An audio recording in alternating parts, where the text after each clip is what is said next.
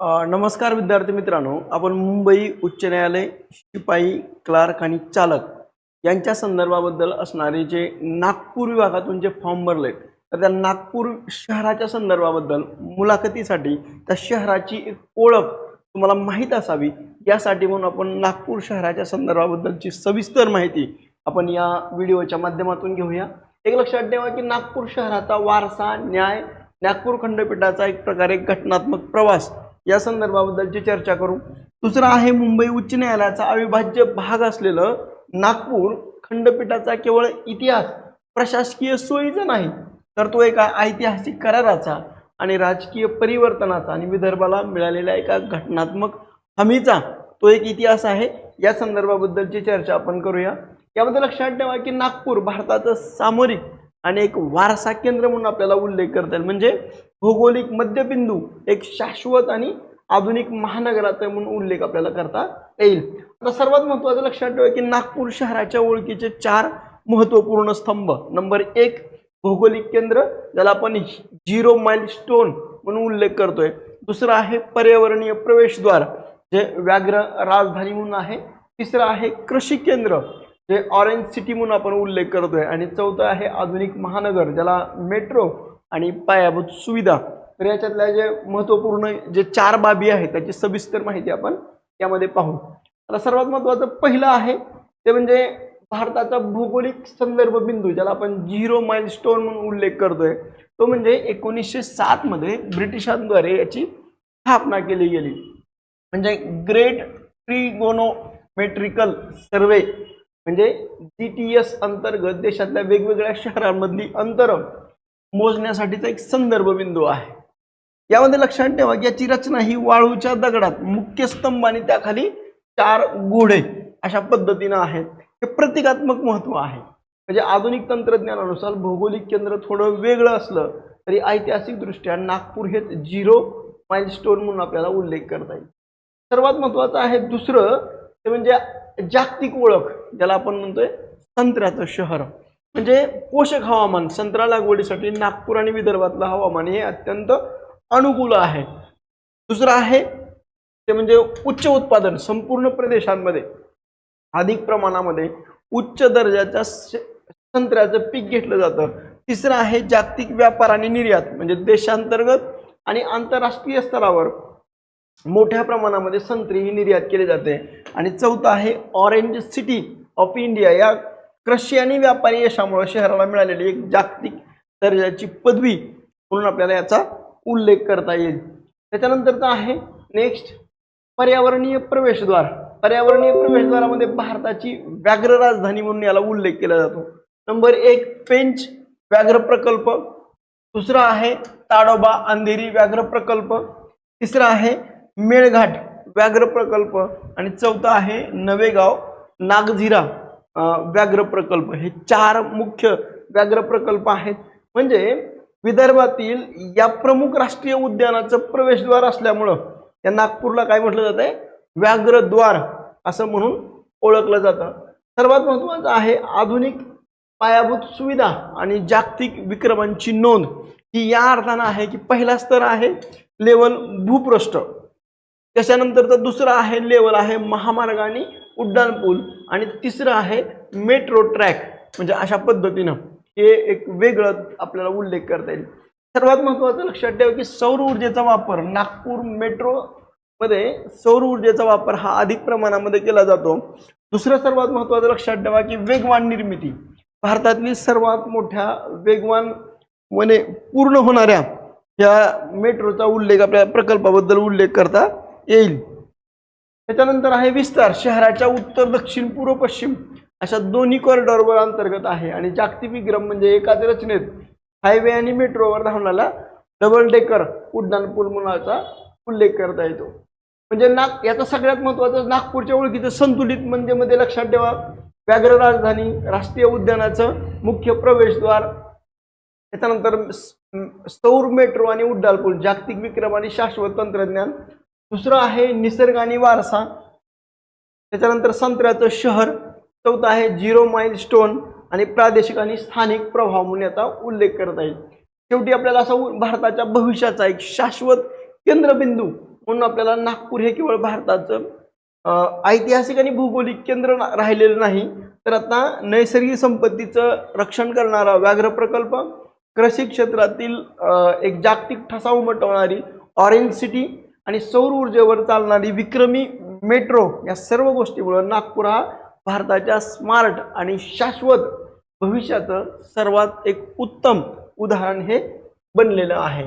आता लक्षात ठेवा की याच्या संदर्भाबद्दलचं मुंबई उच्च न्यायालयाच्या संदर्भाबद्दल आपण लक्षात ठेवूया की भारतातली जुन्या आणि विस्तृत न्यायपीठापैकी एक मुंबई उच्च न्यायालय आहे, जे 14 ऑगस्ट 1862 रोजी स्थापन झालं आणि भारतातल्या 3 सर्वात जुन्या उच्च न्यायालयापैकी म्हणजे बंगाल, मद्रास आणि मुंबई ह्या 3 उच्च न्यायालयापैकी जुनं हे मुंबई उच्च न्यायालय आहे. त्या मुंबई उच्च न्यायालयाच्या अंतर्गत महाराष्ट्र, गोवा, दादर नगर हवेली आणि दमण दीव ही आपल्याला याच्या अंतर्गत ही भूभाग हा कशाच्या मुंबई उच्च न्यायालयाच्या खंडपीठाच्या अंतर्गत हे 4 भाग म्हणून आपल्याला येत आहेत. म्हणजे 2 राज्य आणि हे जे बाकीचे जे आहेत तर ते केंद्रशासित प्रदेश म्हणून आपल्याला उल्लेख करता येईल.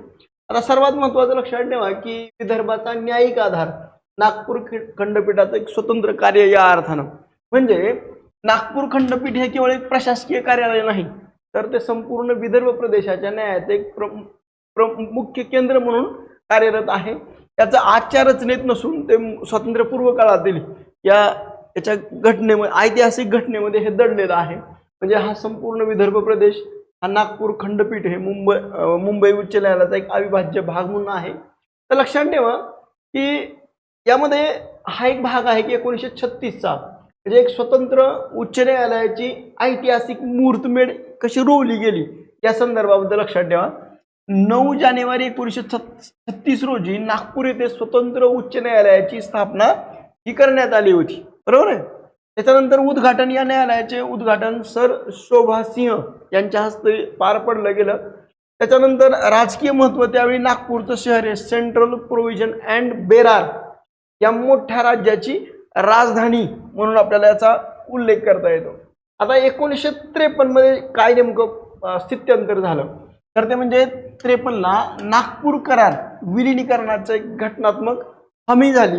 हे या अर्थानं की यामध्ये लक्षात ठेवा की नागपूर येथे जे उच्च न्यायालय जे कायमस्वरूपी खंडपीठ राखलं जाईल ही हमी ही या नागपूर कराराच्या अंतर्गत दिलेली होती. म्हणून सेंट्रल प्रोव्हिजन अँड बेरार आणि त्याच्यानंतर विदर्भात महाराष्ट्र विलीन करताना मान्य करण्यात आलेली सर्वात महत्त्वाची अट ते म्हणजे ही अट ही मान्य केली होती. आणि त्याच्यानंतर संयुक्त महाराष्ट्राच्या संदर्भाबद्दलचं म्हणजे द्विभाषिक राज्यापासून स्वतंत्र महाराष्ट्रापर्यंत प्रवासाच्या संदर्भाबद्दल लक्षात ठेवा.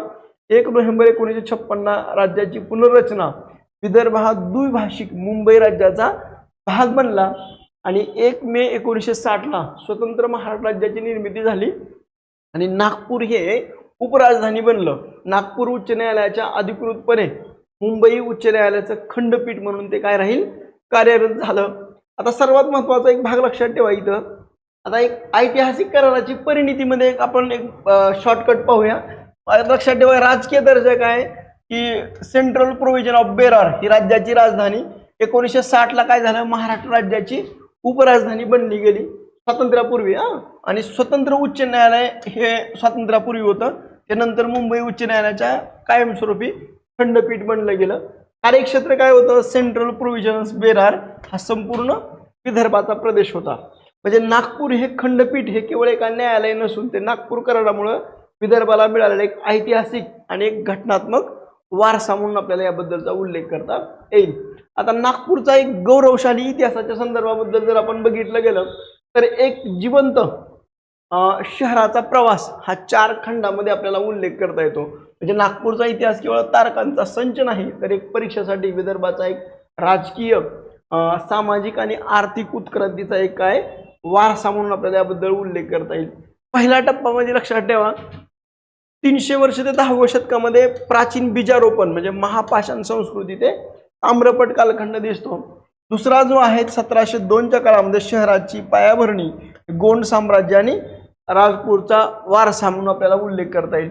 1743 ते 1853च्या काळामध्ये राजकीय आणि लष्करी विस्तार, ज्यामध्ये भोसले राजवट ते ब्रिटिशांच्या विलिनीकरणापर्यंत, आणि 1920 ते 25च्या काळामध्ये राष्ट्रीय विचार मंच म्हणून स्वातंत्र्याचा लढा आणि एक सामाजिक क्रांती म्हणून आपल्याला नागपूरचा उल्लेख करता येतो.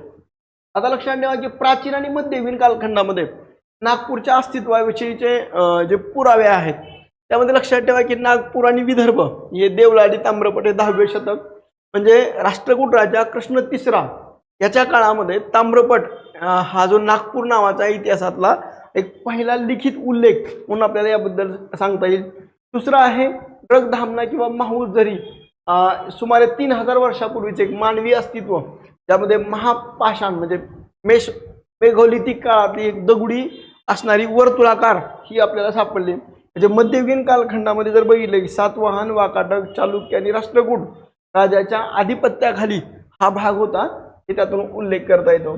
सर्वात महत्त्वाचं आहे महापाषाणीय वर्तुळ, म्हणजे प्राचीन काळामध्ये ज्या दफनभूमी असायच्या तर तशा पद्धतीचे मोठे आणि अखंड पाषाण हे इथं आहे. प्राचीन दफनभूमी किंवा स्मारक म्हणून याचा उल्लेख केला जातो. म्हणजे हे अवशेष केवळ दगड नाही तर नागपूर प्रदेशाचा प्राचीन काळापासून मानवी संस्कृतीचा आणि वसाहतीचा एक अत्यंत महत्त्वाचा केंद्रबिंदू, त्याचा एक ऐतिहासिक पुरावा म्हणून आपल्याला उल्लेख करता येईल. गोंड साम्राज्य नव्या अर्थव्यवस्थेची पायाभरणीमध्ये लक्षात ठेवा की 12 लहान गावं, राजा भक्त बुलंदशाह हा दूरदृष्टीचा शासक, मराठी भाषिक हिंदू शेतकऱ्यांचं स्थलांतर आणि राजपूर वारसा जे आजचं नागपूर म्हणून आपल्याला उल्लेख करतात. म्हणजे राजा भक्त बुलंदशाह याने केवळ गावं जोडली नाही तर शेतकरी वर्गाला त्यांनी काय केलं, प्रोत्साहित केलं आणि आर्थिक भागाच्या विकासाला एक अभूतपूर्व गती त्यांनी दिली. भोसलेंच्या काळामध्ये जर राजवटीमध्ये जर बघितलं की मध्य भारतात एक शक्तिशाली केंद्र म्हणून आपल्याला उल्लेख करता येईल. म्हणजे नागपूर जे आहे तर ते मराठा सरदार रघुजी भोसले यांच्या काळामध्ये त्यांनी बंगाल, छत्तीसगड आणि ओडिसा यापर्यंत विस्ताराची भूमिका ही त्या काळामध्ये झालेली दिसते. भोसल्यांच्या नेतृत्वाखाली नागपूरचं एक भौगोलिक आणि एक लष्करी महत्त्व हे शिखरावर पोहोचलेलं होतं. परंतु नागपूर आता केवळ एक शहर राहिलं नाही तर ती एक साम्राज्याची राजधानी ही त्या काळामध्ये बनल्याचा उल्लेख आपल्याला करता येईल. दुसरा आहे साम्राज्याचा अस्त म्हणजे ब्रिटिश विलिनीकरणाची प्रक्रिया. यामध्ये सर्वात महत्त्वाचं लक्षात ठेवा की जे तिसरं मराठा इंग्रज युद्ध झालं तर त्याच्यामध्ये जे 1817च्या काळामध्ये सीताबर्डीची जी लढाई, आप्पासाहेब भोसले आणि इंग्रजांकडून जो पराभव हा त्यांना स्वीकारावा लागला, त्याचा प्रभाव वाढला आणि 1853 मध्ये रघुजी तिसरे जे आहेत यांचं निधन झालं आणि शेवटी कायदेशीर वारसा हक्क ह्या राहिला नाही किंवा वारस ज्यांची संतती नाही त्यांचं जे राज्य आहे ते खालसा करण्याची जी डलहौसीची जी भूमिका होती तर त्यामध्ये हे त्यांनी काय केलं, हे राज्य खालसा केलं आणि लॉर्ड डलहौसीनं दत्तक विधान नामंजूर ही भूमिका घेतली आणि नागपूर राज्याचं ब्रिटिश साम्राज्यामध्ये हे काय केलं, विलिनीकरण करण्याची भूमिका घेतल्याचा उल्लेख आपल्याला करता येईल. त्याच्यानंतरचा सर्वात महत्त्वाचा एक भाग लक्षात ठेवा की स्वातंत्र्य लढा, राष्ट्रीय विचार मंच आणि नागपूर शहराचा उदय. यामध्ये सर्वात महत्त्वाचा एक भाग इथे लक्षात ठेवा की 1920ला 1 ऑगस्ट 1920चा जे आपण बोलतोय भारतीय राष्ट्रीय काँग्रेसचं ऐतिहासिक अधिवेशन, यामध्ये असहकार चळवळीचा ठराव हा मंजूर झालाय. म्हणजे इथं जो मंजूर केला तर तो जो आहे तर हे ऐतिहासिक स्थळ म्हणून आपल्याला उल्लेख करता येईल. 1923ला झेंडा सत्याग्रह नागपूरनं देशभरातील स्वातंत्र्य सैनिकांना एक प्रकारे आकर्षित केलं. आणि तिसरं आहे 1925ला राष्ट्रीय स्वयंसेवक संघाची स्थापना ही याच नागपूर शहरामध्ये झाली. म्हणून लक्षात ठेवा की या 3 महत्त्वपूर्ण घटनांमुळे नागपूर हे प्रशासकीय केंद्र न राहता संपूर्ण भारताच्या राजकीय आणि सामाजिक दिशा ठरवणारं एक राष्ट्रीय केंद्र हे नागपूर बनल्याचा उल्लेख आपल्याला करता येईल. आता सर्वात महत्त्वाचं एक शॉर्टकट ट्रिक्समध्ये जर बघितलं गेलं की राजवटीचा एक तुलनात्मक आलेख, यामध्ये लक्षात ठेवा की गोंड साम्राज्य 1702च्या पुढे जर बघितलं की राजा भक्त बुंदेलशाह शहराची निर्मिती आणि कृषी विकासाला गती दिली आणि भौगोलिक प्रभावामध्ये 12 गावं जे राजपूर बारस म्हणून आपल्याला उल्लेख करता येईल. भोसले राजवट 1843 ते 53, रघुजी भोसले आणि आप्पासाहेब भोसले. त्याच्यानंतर राजकीय आणि लष्करी वर्चस्व ओडिसा, छत्तीसगड आणि बंगालपर्यंत त्या सत्तेचा विस्तार केला होता. आणि ब्रिटिश राजवट 1853 पुढे लॉर्ड डलहौसी दत्तक विधान नामंजूर आणि राज्य हे विलिनीकरण केलं आणि संपूर्ण मध्य प्रांत म्हणून हा भौगोलिक प्रभाव आपल्याला उल्लेख करता येईल. आता सगळ्यात महत्त्वाचं लक्षात ठेवा की नागपूरच्या अस्मितेचे 4 महत्त्वपूर्ण आधारस्तंभ कोणते होते. याच्यामधला एक सगळ्यात महत्त्वाचा पहिला प्राचीन म्हणजे महापाषाणी संस्कृती ते ताम्रपटापर्यंतचा एक लिखित इतिहास आहे. दुसरा आहे कृषी अर्थव्यवस्था, गोंड राज्याच्या दूरदृष्टीतून उभा राहिलेली समृद्ध अर्थव्यवस्था आणि राजकीय शक्ती म्हणजे भोसले राजवटीच्या मध्य भारतातील एक अखंड प्रभाव आणि राष्ट्रीय विचार, स्वातंत्र्य लढा आणि वैचारिक क्रांतीचं केंद्र, हे 4 अस्मितेचे एक स्तंभ म्हणून आपल्याला उल्लेख करता येईल. म्हणजे यामध्ये लक्षात ठेवा की नागपूरचा इतिहास हा केवळ भूतकाळ सांगत नाही, तर तो विदर्भाच्या भविष्यकालीन नेतृत्वाची एक साक्ष देतो. आता लक्षात ठेवा की नेक्स्ट आहे नागपूर खंडपीठाचं जे कार्यक्षेत्र आहे. यामध्ये 2 महसुली विभाग आहेत आणि 11 जिल्हे. म्हणजे यामध्ये लक्षात ठेवा की नागपूर विभागामध्ये 6 जिल्हे आणि अमरावती विभागामधले किती जिल्हे आहेत? 5 जिल्हे हे आपल्याला उल्लेख करता येईल. आता नागपूर विभागामधल्या 6 जिल्ह्यांचा समावेश कशामध्ये येतो? तर उद्योग, खाणकाम, IT आणि घनदाट वनस्पतीनं जवळजवळ 75% प्लस जंगल आणि वेढलेला आणि नैसर्गिक साधन संपत्तीचा प्रदेश म्हणून आपल्याला याचा उल्लेख करता येईल. दुसरा आहे अमरावती विभाग, ज्याला बेरार किंवा वराड असं म्हटलं जातं. ते 5 जिल्ह्यांचा समावेश, मुख्यतः याला काय म्हटलं जातं? पांढरं सोनं म्हणजे कापूस, कृषी आधारित अर्थव्यवस्था आणि समृद्ध ऐतिहासिक वारसा लाभलेले हे अमरावतीचा भाग म्हणून आपल्याला उल्लेख करता येईल. नागपूरमध्ये प्रशासकीय आणि औद्योगिक मध्ये जर बघितलं गेलं किती जिल्हे आहेत, तर ते 6 जिल्हे म्हणून आपल्याला नागपूर विभागामध्ये सांगता येईल.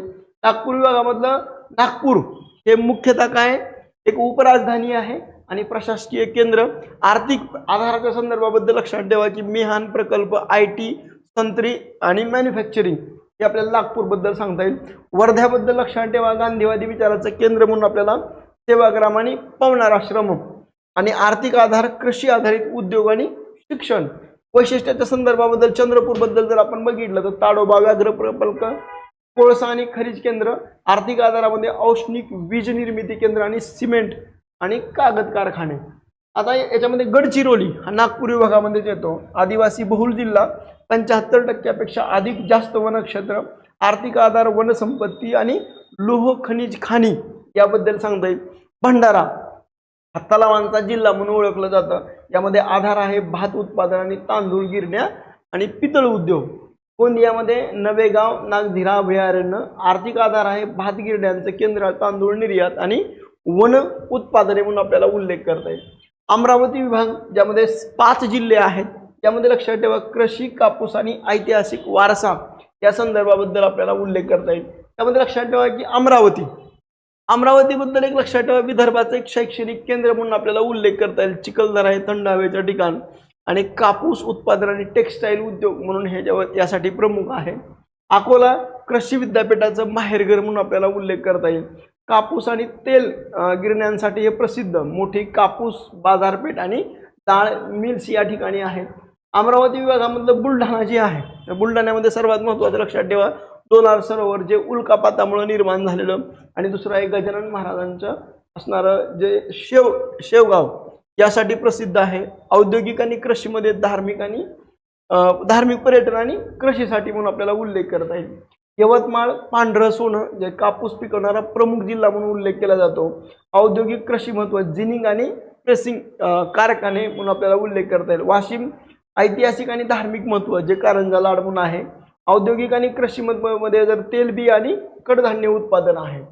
भौगोलिक रचनेच्या न्यायदानाशी थेट संबंधामध्ये जर बघितलं गेलं तर 11 जिल्ह्यामधील न्यायदानाचं कार्य नागपूर खंडपीठाद्वारे हे काय केलं जातं, चालवलं जातं. आता लक्षात ठेवा की उमेदवाराची प्रगल्भता केवळ कायद्याच्या ज्ञानातून नाही तर तिथल्या स्थानिक समस्याच्या जाणीवातून दिसतंय. म्हणून लक्षात ठेवा कामगार कायदे, जमीन अधिग्रहण आणि कॉर्पोरेट खटले, उदाहरणार्थ नागपूर आणि चंद्रपूर. दुसरा आहे आदिवासी हक्क, वन कायदे, खनिज विषयक खटले ते गडचिरोली. शेतकरी प्रश्न, कृषी अर्थशास्त्र आणि जिनिंग मिलचे वाद हे यवतमाळ आणि अमरावती याचा उल्लेख करता येईल.